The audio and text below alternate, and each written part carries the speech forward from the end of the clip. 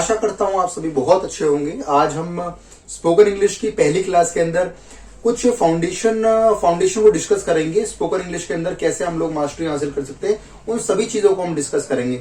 Spoken English में हम basically देखते हैं कि बहुत सारे लोगों को प्रॉब्लम आती है। उस प्रॉब्लम को हम लोग बहुत ही इजीली सॉल्व करेंगे। उन कॉम्प्लिकेटेड इश्यूज को बहुत ही सिंपल वर्ड्स के अंदर डील करेंगे। स्पोकन इंग्लिश को हम गेम की तरह खेलेंगे।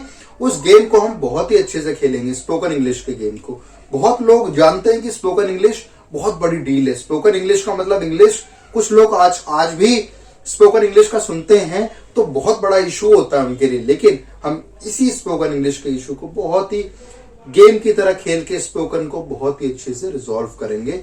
और आज एक हिंदी माध्यम वाला स्टूडेंट, हिंदी मीडियम का स्टूडेंट वे इंग्लिश मीडियम के स्टूडेंट को से भी अच्छी स्पोकन कर पाएगा, ये मैं आपको गारंटी देता हूं। पहली बात, स्पोकन इंग्लिश के अंदर हमें सबसे पहले अपने इस चैनल को, मैं जो पढ़ाऊंगा उसको आप लोगों को फोकस करना पड़ेगा, उस पर ध्यान देना पड़ेगा, उनको नोट्स को फॉलो करना पड़ेगा।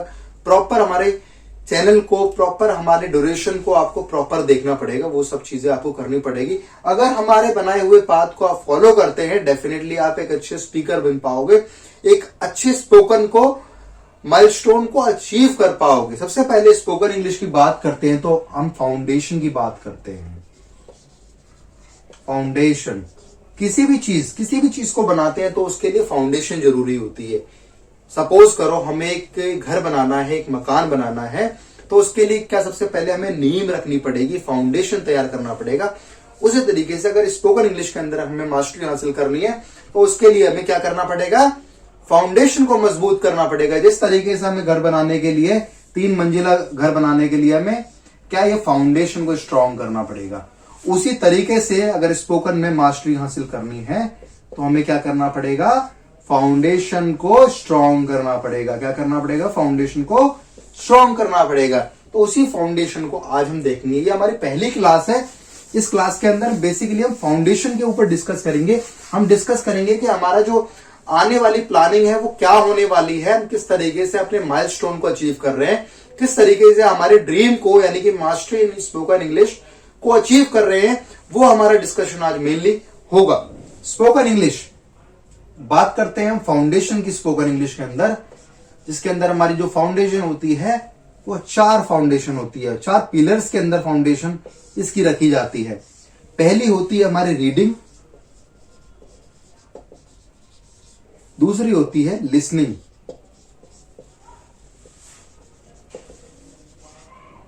And third one reading, listening, speaking,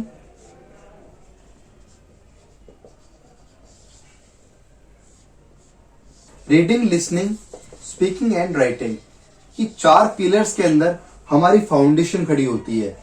इन चारों के अंदर अगर कोई भी हमारा पिलर स्ट्रांग नहीं है, हमारा पिलर कोई भी वीक होता है, तो मानो कि जो हम मास्टरी हासिल करनी है स्पोकन इंग्लिश के अंदर, मास्टरी स्पोकन इंग्लिश के अंदर, वो हम अचीव नहीं कर पाएंगे। हमें चारों पिलर्स को ही स्ट्रांगली रखना है।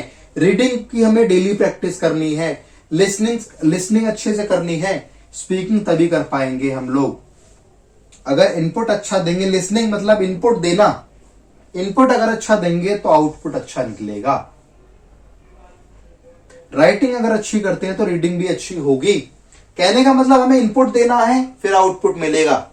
यानी कि हमें 4 पिलर्स को ही साथ लेके चलना है। अगर रीडिंग करनी है, लिसनिंग भी करनी होगी, स्पीकिंग करनी है तो राइटिंग भी करनी होगी। कहने का मतलब हम 4 पिलर्स को अगर एक साथ लेके चलते हैं तो बहुत ही जल्दी हमारा ये जो ड्रीम है मास्टरी इंग्लिश स्पोकन, बहुत ही जल्दी हम लोग गेन कर पाएंगे। बहुत ही जल्दी इस ड्रीम को हम लोग पूरा कर पाएंगे। पहले हम लोग डिस्कस करते हैं बहुत ही फाउंडेशन वाली चीज को, जो हमें मास्टरी हासिल करने में बहुत ही सहायक होगी। सबसे पहले हम बात करते हैं अल्फाबेट की। आप लोग सोच रहे होंगे कि ये क्या बता रहे हो सर, अल्फाबेट ये तो हमने बचपन से ही पढ़ते हुए आ रहे हैं। जब हम नर्सरी यूकेजी में थे, जब भी हम अल्फाबेट पढ़ते थे, जब हम फर्स्ट में आए जब भी अल्फाबेट पढ़ा, और हमने बेसिक क्लास के अंदर अल्फाबेट देखा। तो क्या आप नया बता रहे हो? मैं बताता हूं क्या मैं नया बताता हूं। देखिए अल्फाबेट के अंदर हम देखते हैं vowel and consonant. Consonant vowel, जैसा कि हम हमारे जो टीचर है, जो मास्टर हैं, वो शुरू से बचपन से ही रटाते हुए आ रहे हैं भैया वोवेल 5 तरह के होते हैं, 5 वोवेल्स होते हैं, 21 कॉन्सोनेंट होते हैं, मतलब 26 अल्फाबेट्स होते हैं हमारे, 26 अल्फाबेट। अब मैं कहूंगा कि 26 क्या है? A B C D. क्या ये अल्फाबेट है? नहीं, ये अल्फाबेट नहीं, ये लेटर है। क्या है? ये लेटर। एक कॉम्बिनेशन, अगर कॉम्बिनेशन कर दे इनको तो क्या बन जाएगा? ये अल्फाबेट। अगर लेटर्स को सभी को जोड़ दिया जाए, कंप्लीट को कर दिया जाए, तो उसको क्या कहा जाता है? अल्फाबेट। अल्फाबेट क्या होता है? सभी A to Z, तभी अल्फाबेट बनेगा। ये क्या? लेटर्स। ठीक है, यहां तक क्लियर हुआ? कॉन्सोनेंट हमारे 21 होते हैं, वोवेल हमारे 5 होते हैं, जैसा कि हमें बचपन से ही रटाया हुआ जा रहा है। लेकिन मैं आपको एक नई बात बताऊंगा, हमारे टोटल जो नंबर ऑफ अल्फाबेट होते हैं वो होते हैं 44। कितने होते हैं? 44 होते हैं। क्यों होते हैं? क्योंकि जो बेसिकली क्या होता है, वोवेल और कॉन्सोनेंट ये साउंड बेस्ड होते हैं। क्या होते हैं? Sound based. स्पोकन के अंदर बेसिकली, स्पोकन के अंदर या अल्फाबेट के अंदर 44 साउंड्स होती है। कितनी होती है? 44 साउंड्स होती है, जिसके अंदर आउट ऑफ विच 20 क्या होती है? वोवेल होते हैं। क्या होते हैं? 20 वोवेल। जैसा कि हमने आज तक देखा था 5 वोवेल होते हैं, 21 कॉन्सोनेंट होते हैं, लेकिन आज हमें पता लगा as per sound, English spoken क्या है? साउंड के ऊपर बेस्ड है। स्पोकन क्या है? साउंड के ऊपर बेस्ड है, इसीलिए हमारे क्या होते हैं? वोवेल होते हैं 20 और कॉन्सोनेंट होते हैं 24। कितने होते हैं? 24। यानी टोटल अल्फाबेट साउंड्स कितने हो गए? 44। तो हमने आज एक नया कंसेप्ट ये देखा, वोवेल होते हैं 24, कॉन्सोनेंट होते हैं 24, वोवेल होते हैं 20, कॉन्सोनेंट होते हैं 24। ये कुछ नई चीज हमने देखी और आगे आगे इन सब चीजों को हम समझेंगे कैसे, किस तरीके से ये 44 जो साउंड से हमारे काम करती हैं, वो सभी चीजें आगे हम लोग देखेंगे। ठीक, देखो इजेएमआर की जैसे हम बात करते हैं, इजेएमआर एक बहुत ही ज्यादा इंपॉर्टेंट इंग्लिश के अंदर रोल प्ले करता है। प्रेजेंट, ये क्या है? प्रेजेंट वर्ब्स है। Present verbs basically static verb के रूप में भी यूज होते हैं और एक्शन वर्ब के रूप में भी यूज होते हैं। एक्शन वर्ब जो हम प्रेजेंट, पास्ट और फ्यूचर की बात करते हैं, जब एक्शन वर्ब। स्टैटिक वर्ब जो कि पर्टिकुलर कोई चीज है, ही इज अ बॉय, ये क्या है? इज क्या है? Static verb. स्टैटिक वर्ब मतलब एक ऐसे वर्ब के रूप में इसका काम करना जो कि कभी चेंज नहीं हो सकता। ये एक स्टैटिक वर्ब के रूप में काम कर रहा है। ठीक है, और he is doing work, he is doing work, ये क्या है? यहां पर एक्शन वर्ब के रूप में काम कर रहा है। मेन वर्ब के रूप में यहां काम कर रहा है या हेल्पिंग वर्ब के रूप में काम कर रहा है। मतलब ये मेन क्रिया है हमारी, जो क्या काम हो रहा है? डूइंग, काम हो रहा है। इसको हेल्प कर रहा है कौन? इज। इसका मतलब हेल्पिंग वर्ब, मतलब हेल्प कर रहा है इसलिए हेल्पिंग वर्ब। ये क्या है? Main verb. यहां कोई और वर्ब नहीं है, इसीलिए ये मेन वर्ब है यहां पर। आज हम बेसिकली बात करने वाले हैं इज एमआर की।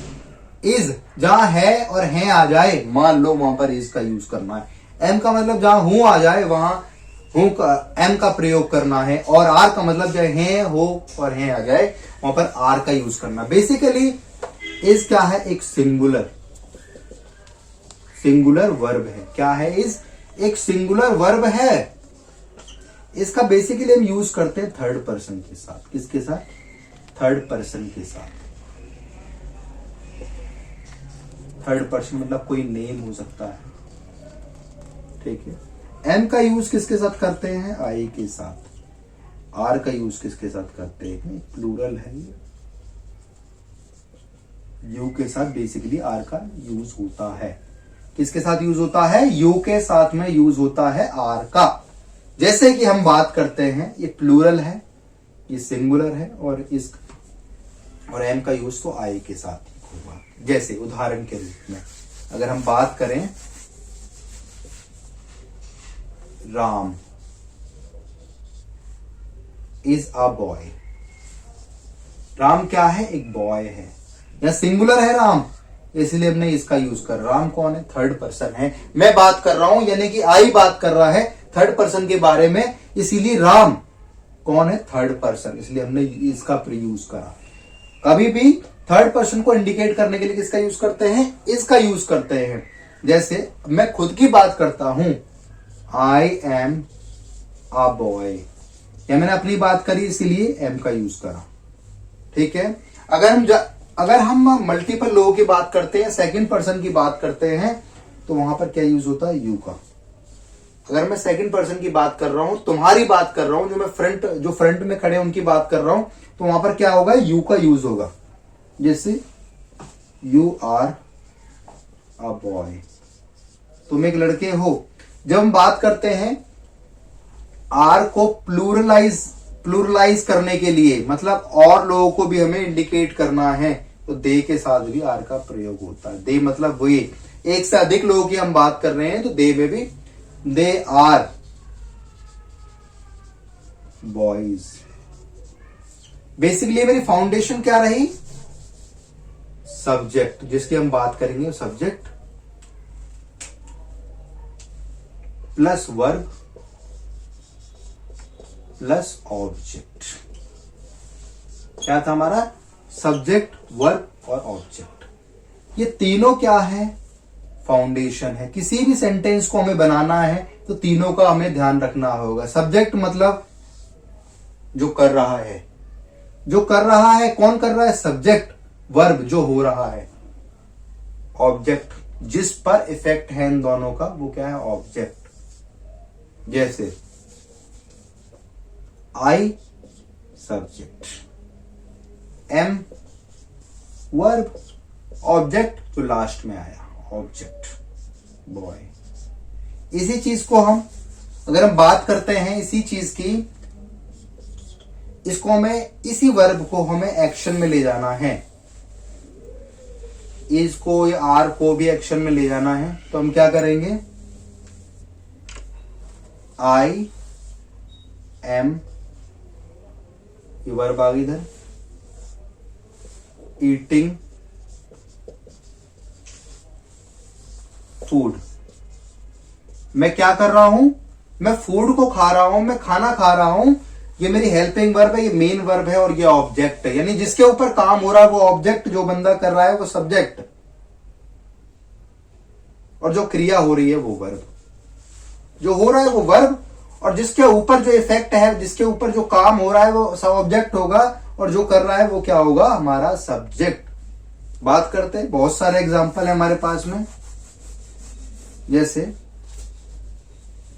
वह गाना गा रही है, हमने क्या करा? सेंटेंस फॉर्म करा। सबसे पहले वह गाना गा रही है, वह कौन है? हमें देखना वह कौन है। वह एक लेडी है, तो क्या होगा? शी। क्या कर रही है? गाना गा रही है। इज हेल्पिंग वर्ब, क्या करेंगे? Helping verb. क्या हो रहा है? सिंगिंग। क्या सिंग कर रही है? Singing a song. क्या हो रहा है यहां पर? गाना गाया जा रहा है। She is singing a song. तो वो बहुत ही इजी है। सब्जेक्ट मतलब जो भी काम कर रहा है, सब्जेक्ट मतलब कर्ता। इज हेल्पिंग वर्ब, क्या काम हो रहा है? Main verb. ये आ गई हमारी। जो काम हो रहा है उसको सहायक करने के लिए इज एम आर का प्रयोग होगा, इज एम आर का यूज होगा, और जो काम हो रहा है वो ऑब्जेक्ट, अ सॉन्ग। क्या हो रहा है? अ सॉन्ग गाया जा रहा है। बेसिकली हुआ क्या? एम के साथ में हमने आई का यूज करा, आर के साथ में हमने you, they, these etcetera plural, इनका यूज करते हैं। ठीक है। इसके साथ में कोई भी थर्ड पर्सन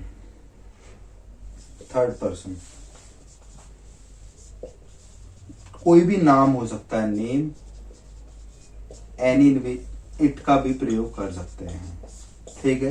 ये बेसिकली ये फॉर्मेशन होता है। फॉर्मेशन तो हमने देख ही लिया, subject plus verb plus object. कितने भी सेंटेंस आप फॉर्म कर लो, ये हमारी फॉर्मेशन रहेगी। इन फॉर्मेशन के ऊपर आप कितने भी सेंटेंस फॉर्म कर सकते हो। कोई भी, जैसे मान लेते हैं हम I do work, simple, subject verb object.